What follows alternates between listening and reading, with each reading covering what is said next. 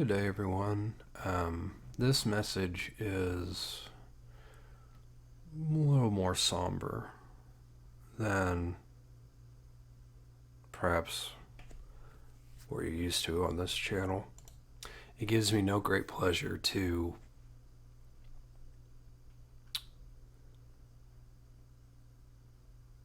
basically what I want to say is we're not being warned by the churches, and so it's become my responsibility, it's become others' responsibility to warn others. And I don't do the best job at it myself, but I'm trying to do what I can. So what am I getting at here? Rabbi Kanevsky announces the Messiah is here among us. Now, we understand it to be Antichrist. It's going to be an Antichrist. Some of the things that I've shared before, and this is going to be a Kabbalah Messiah, which of course to us, to Christians, that's an Antichrist. And this is of course from Breaking Israel News. Some of the stuff that I have trouble pronouncing, so please forgive me, but in his book, Shiach Machma, Rabbi Chaim writes that the Messiah lives and is with us right now, and the redemption is ready and waiting. When Israel merits it, the Messiah will be revealed and redeem them immediately. Sound familiar to some of the church doctrines you may have heard, perhaps? Rabbi's new announcement was explained in the Hebrew language website Hidabrut. As an explanation, the rabbi quoted the words of the Jerusalem Talmud. It's not the Jerusalem Talmud. That's a Babylonian Talmud. That's a lie. It's a Babylonian Talmud. In Tractate Brashut and Midrash Rabbah on the Book of Lamentations, I believe these two are commentaries, in which it is stated that on the day of the temple's destruction, the 9th of Av, the Messiah of Israel was born. It seems that what the sages wanted to say, no, they mean sages. They mean mystical sages. They mean people that dabble in witchcraft, which of course is idolatry and sin. Sages wanted to say was that even though the temple was destroyed, redemption exists everywhere. The Messiah is alive with us and passes on in each generation to another body. The rabbi wrote, adding, and this is the message that you should never despair because redemption is already here. Amen. What is Jesus Christ? The true Messiah. That is passed on from generation to generation, but the spirit of Antichrist denies that Jesus is the Savior, denies that Jesus is the Christ. That's the spirit of Antichrist. This is, again, the spirit of Antichrist that nobody's talking about. Also, the rabbi often mentions the words of the Gemara in Tractate Ketubot that a generation that the Messiah, son of David, comes in critical of the disciples of sages. In this generation, there is much persecution and hatred of Torah scholars. Well, they don't mean the Old Testament. When a rabbi or somebody says that they're studying Torah, what they mean is it could be the actual Torah, but mostly it's the Babylonian Talmud, it's the Zohar, and it's the other things like that, which are not inspired by God. They're inspired by Satan. But understand what they say, Torah scholars, they don't mean just the Old Testament. That's not being shared either. It seems that in recent years in particular, we see that all the signs mentioned in the Gemara have been fulfilled, and we look forward to, at any moment, to the coming of the Messiah, if God wills it, the rabbi said. So, it seems that the Messiah will come in the moment of distraction, which contradicts to wait for him at any moment, in which case they can't even agree on when their false Messiah will come. And this is not talking about Jesus Christ, by the way. Because the very belief in waiting every moment For the coming of Messiah causes the desired distraction. He will come to his sanctuary and the Messiah will be revealed. Because even if you wait for him, you still do not think the moment will come. So this is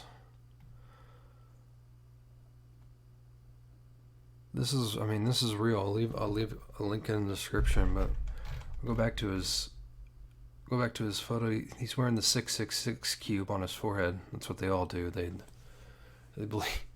believe that's a good work that will help reveal the Messiah and all that other nonsense, and they try to pass off their good deeds and good works as though it can merit them salvation, which is just ridiculous.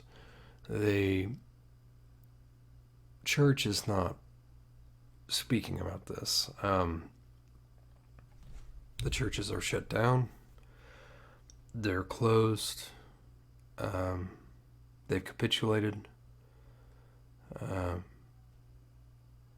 Most stores are making you wear masks. Some prominent pastors have bucked the system, quote unquote, but what good does it do? They're not teaching you anything. Most of the 501c3 churches, they kowtow to the Israel line through and through. And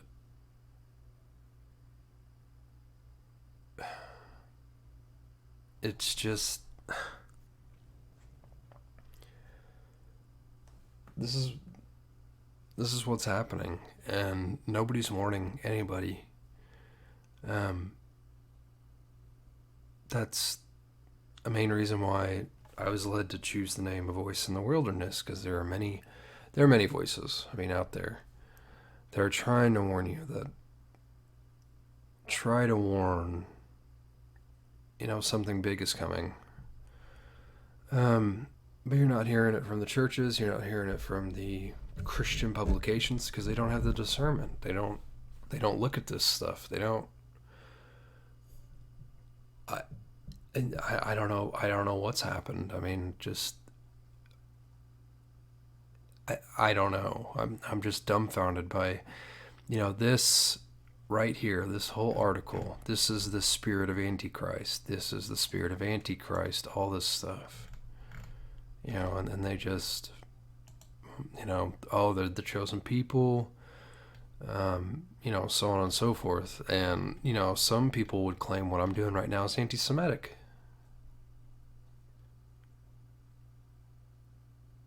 So we live in a strange time, a time of silence, a time of deceit, a time where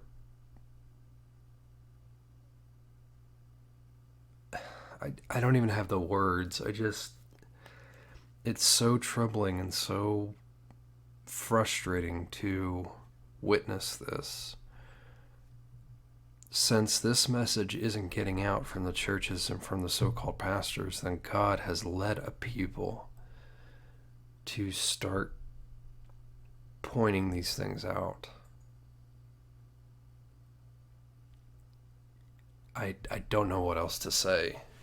And we see all these, I had a dream where, so and so came and this happened and all that, and I had a dream that, I don't know how much stock you can put into that. What was his name? Dana Coverstone or Cornerstone, or he had a dream about, I don't even remember what exactly, but it's just, it's so, let me explain the dream. And I don't believe in the cessation of gifts, but I do believe that all spirits should be tested. And we just accept these things blindly, and lots of people go after the low-hanging fruit. You got to get rid of your social media, which is, a good message. You got to get rid of your distractions, pray more, but that's not, people are hungry to know what to look for, and I'm telling you, in this channel,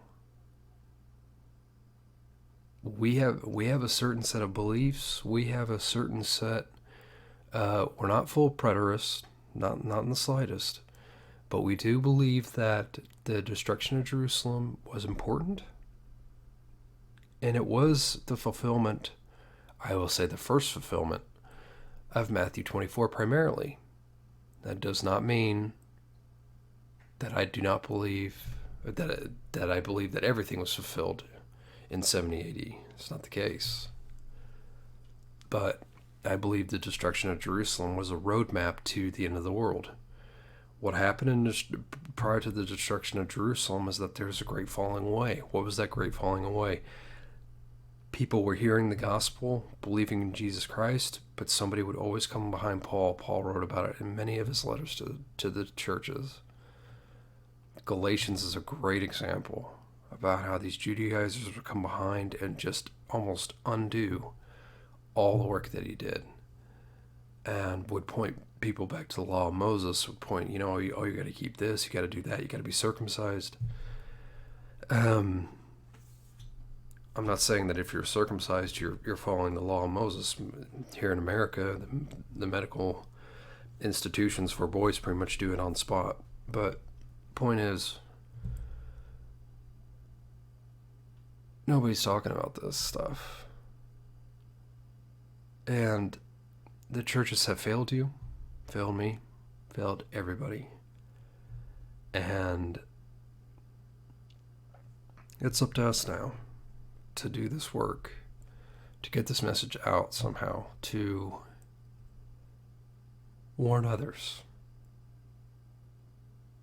And then so what we saw prior to the Roman army on the doorstep of Jerusalem, we can see the season of the world being burned up and destroyed.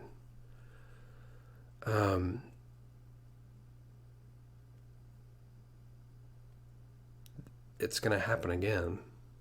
People are confused. What's the great falling away? What's the great falling? Well, look at history. What happened?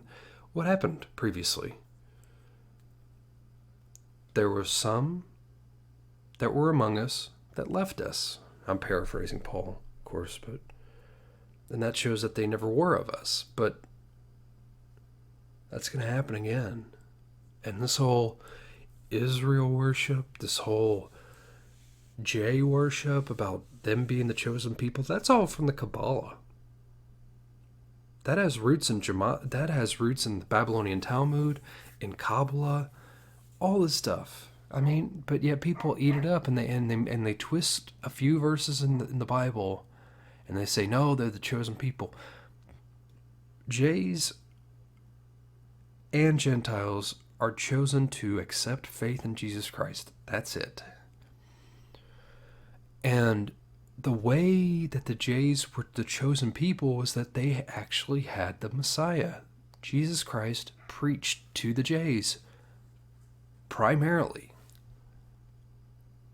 I mean, that's who the Messiah of the world was revealed to. They were chosen for that purpose.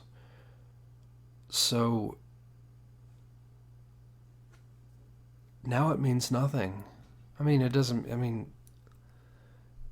don't put too much stock in it. And, this is just not being reported. And, like this, the 666 cube of Saturn, on the forehead, and some of them wear it on the hand.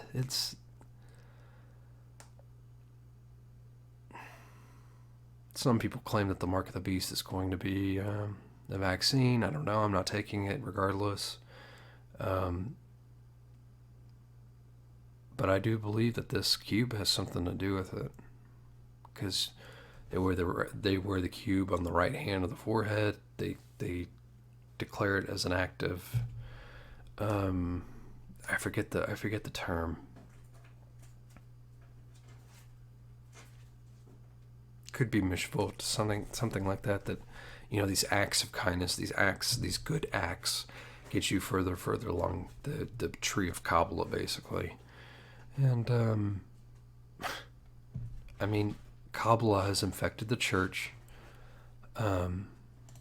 I want to show you guys a book that I highly recommend. Highly recommend. You have to purchase it from eBay, but Kabbalah Secrets Christians Need to Know by Deanne Loper. This book does a great job about breaking down what Ikshak Shapira's book, the kosher pig, really breaks that down and shows, fortunately, where a lot of the doctrines of the church have come from. And it's not coming from the revelation of Jesus Christ. It's coming from the ancient mystery Babylonian Talmud, the Kabbalah.